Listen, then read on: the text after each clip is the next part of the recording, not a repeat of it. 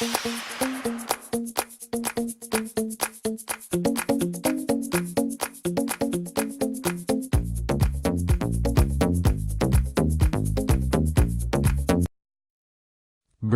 and belonging, it's this feeling the beach and hijab don't mix. When I was 13, I started wearing hijab. I had always loved swimming but had to give it up until my mother bought some Lycra fabric from Lincraft and sewed me a fluorescent pink and blue two-piece wetsuit with a matching swimming cap. The local pools refused to admit me wearing the suit, but I was free to go to the beach. So go to the beach I did. And yet the feeling that I belonged at the beach, that it was a public space in which I was in place, sometimes eluded me. The belief that the beach is open to all runs deep in Australia. Wendy Garden, the curator of last year's art exhibition on the beach, wrote that beaches occupied a privileged place in the national psyche. The beach is seen as a great equalizer, where racial, social and gender differences are subordinate to the common pursuit of pleasure in the surf and sun. But like many of our public spaces, the iconic space of the Australian beach has always privileged a white sensory landscape. What looks and feels and sounds and smells as though it belongs is a function of power relations. Since last summer, events in Europe have sharpened potential conflicts over who and what belongs on the beach. After the terrorist attack in Nice in May, French mayors banned women from wearing burkinis on the beach in dozens of resorts and promised to defy a court ruling that the bans were illegal. At least one woman was fined by police for not wearing an outfit deemed to respect good morals and secularism. No such legal moves have been seriously proposed for Australian beaches, but the climate is far from relaxed.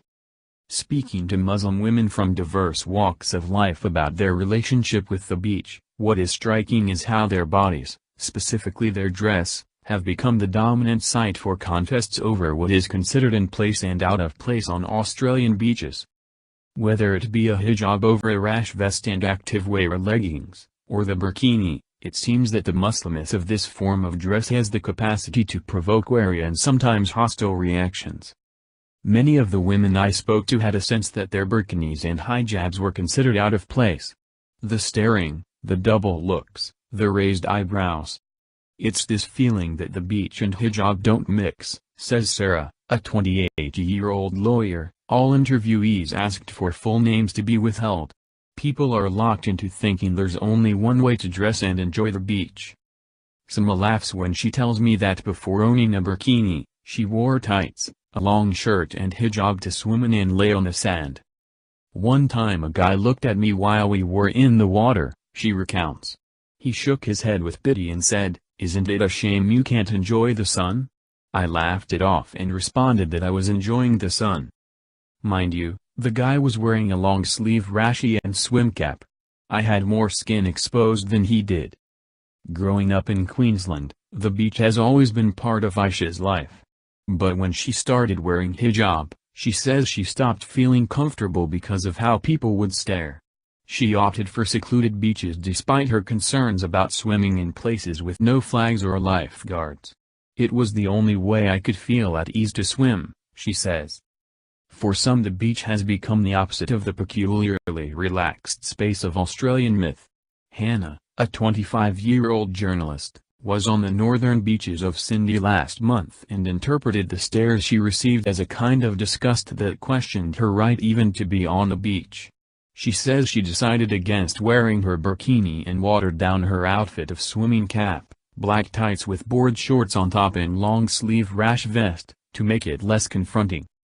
"I can go anywhere in Australia and I feel so comfortable," she says, "but the beach is the one place that I am fearful of because of the reaction I always receive."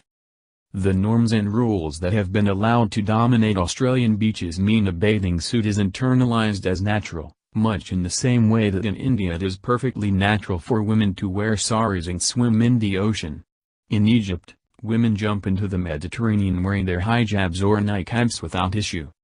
Another woman, Oz, says it is not the job of Muslim women to prove they belong on Australian beaches. What is needed is to hold the mirror up to society and understand why we deem some forms of dress acceptable and others unacceptable. Yet many Muslim women do struggle to overcome the attitudes of others. Sana spent years on what she describes as a journey of confidence building to wear a burkini at the beach. For years she chose not to wear it because she grew up with a feeling that only people who dress and look a certain way have claim to the beach. The beach is a switch, due to so many societal factors, is synonymous with whiteness, blonde-haired, sunburned white skin and definitely not fully dressed women. This is about much more than bikinis v burkinis. Muslim women are particularly aware that what they wear on the beach and how they behave can be used as ammunition for wider culture wars about a mythical Australian way of life and Aussie values. Aniza is married with 3 children and her concerns about being a hijabi at the beach have deepened since the French bans. Some women are brave and don't care, she says, but I feel so self-conscious and as though people are judging me and my husband because he's wearing appropriate swimwear whereas I am fully covered. You can almost feel how they are viewing us as this controlling Muslim man and his poor oppressed wife, if only they knew the real dynamics. A cultural studies professor, Savendini Pereira, has argued that veiling has become the ultimate marker of cultural difference and that the veiled Muslim woman is a kind of limit figure for the nation in the values debate. It is the awareness that their bodies are repositories for other people's narratives and stereotypes that burdens all the women I spoke to. And yet many Muslim women resist the negative responses of others to lay claim to their beach space. ABS tells me she self-counsels herself. I constantly tell myself not to care what others are thinking of my appearance.